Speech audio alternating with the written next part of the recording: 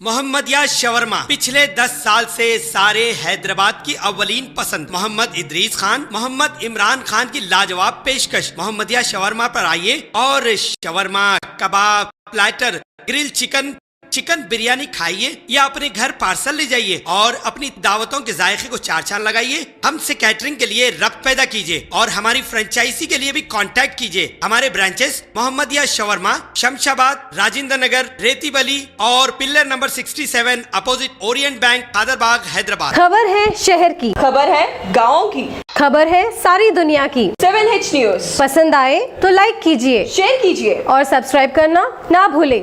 7H news, आपकी आवाज।